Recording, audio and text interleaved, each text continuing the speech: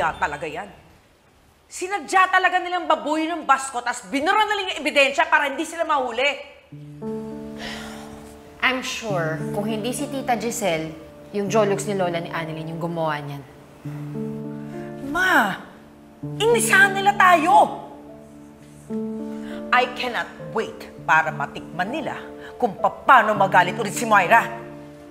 Stop it, Moira. Tigilan mo na yung pag-iiskandalo mo. Don't you know that they're intentionally provoking you para lumabas ang totoong Moira? Huwag mo silang patulan. Diyan ka mabubuko. I agree with Lola. Di ba nga ang sabi mo sa akin, remain calm? Kasi kung hindi, yan ang maglalabas ng totoong ikaw. At alam nila na paggalit ka, hindi mo mapipigilan ang Moira na gustong kumawala sa kalooban mo. Basta, I hope, kung sino man yung nambasto sa bust ko, drops dead.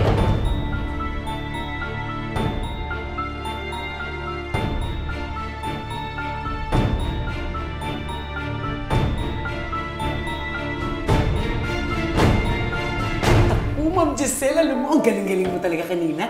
Gustong-gusto kayo, galing. Tapos nakaganan yung lips. Tapos may sungay. Tapos, galit na galit mo siya dun sa sungay. Iyan nga yung perfect sa kanya. Nakakatawa siya kaya dahil dyan. Cheers! Lynette, huwag ka ng KJ. Mag-cheers ka na. Alam Cheers na! Huwag ka ng ano dyan. Cheers. Sige na, ito naman. Pamisan-misan na makabawi. Pero Ma'am Giselle, bakit niyo po ba ginawa yun? Baka mamaya may nakakita sa inyo. Ang dami-dami pa namang CCTV dito. Lynette naman. Siyempre, hindi naman ako naive. Alam ko kung anong gagawin ko. Ganito yun.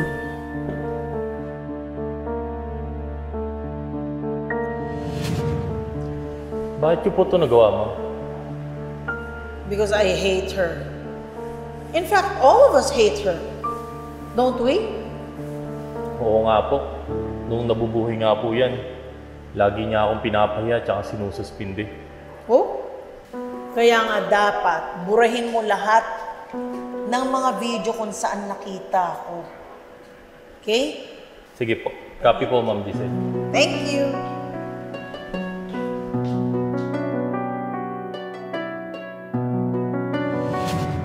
See? So kahit na ano pang gawin ni Morgana, wala siyang makikitang ebidensya. Miss Giselle, ikaw talaga ang epitome ng tunay na buskadora. Hindi niyo ba kasi napapansin? Sa tuwing nagagalit si Morgana, di ba nagiging halimaw? Moirang-Moira, walang pinagkaiba. Hindi kaya si Moira talaga yun? Pero nga, di ba, pinag-DNA na natin yan? Hindi kaya sumanib yung kaluluwa ni Moira kay Morgana? Siyempre, magkapatid. Di parang masama ang ugali. You know what? Kung meron man silang tinatago, hindi magtatagal yun. Malalaman at malalaman din natin ang totoo. We just have to wait for the right time.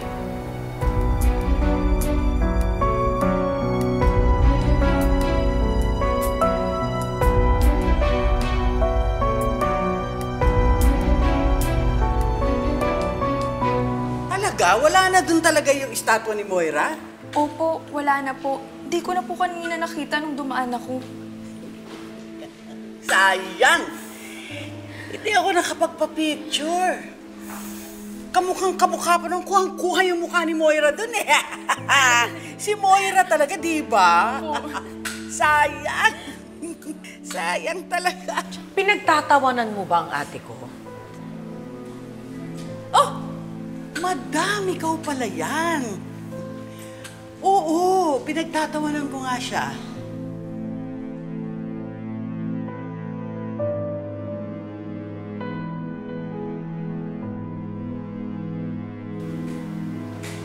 Ano yan? Ha? Ano yan? Linagyan lang naman kita ng sumpa. naniniwala ka pala sa sumpa. Ako hindi. Adik talaga to, no? Adik. Teka na nga. Adik. Tara.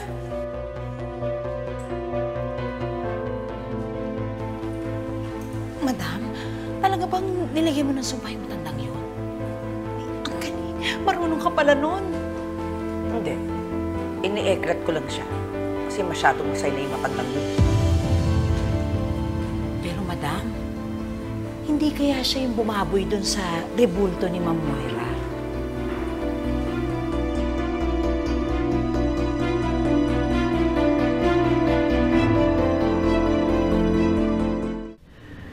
Are we ready?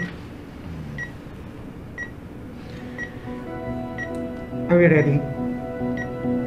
Scalpel, please.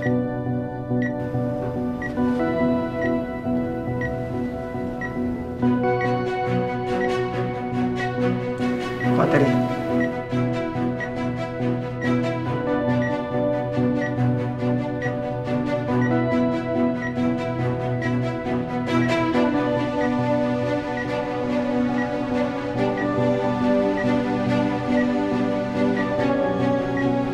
OS, please.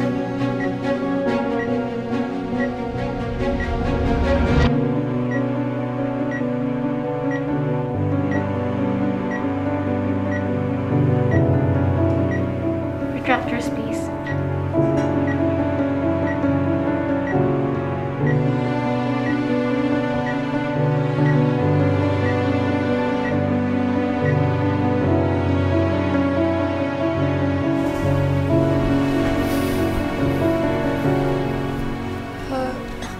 Dok, kumusta po yung lola ko? Okay naman po ba siya?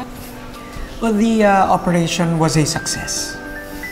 Hintayin na lang natin siya na magising. Maraming salamat po, Dok. Maraming salamat po.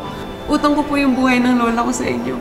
Naku, wala po yun. Sworn duty po namin mga doktor na magligtas sa mga pasyente, kaya wala po kayong utang na loob sa amin kasi ginagawa lang po namin yung trabaho namin. Kahit na po. Maraming salamat pa rin po. Salamat po talaga. Doc, Doktora, mauna na muna ako. Pupunta muna akong East Ridge, ha? Wani, sila na muna bahala sa'yo, ha? Sige po. Salamat po ulit, You're welcome. Ingat po, Dok. Wani, nasaan na si Apo Binigan? Umuwi na po siya, Dok, eh. Sayang, may tatanong sana ako sa kanya. Ano po yun? Baka kaya ko pong sagutin.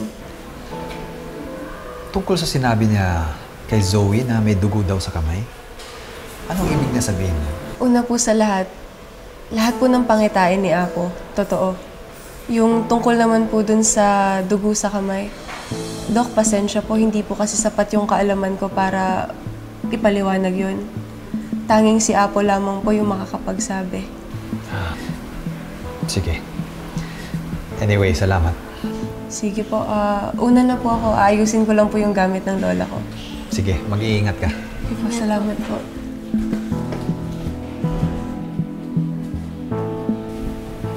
Ano sa tingin mo ang pangitain ni Apo? Siguro po kasi tay, madami din naman po naging pasyente si Zoe eh. Baka ang tinutukoy po ni Apo ay isa sa mga pasyente ni Zoe na namatay. Kasi di ba nagiging close din naman po si Zoe sa mga pasyente niya.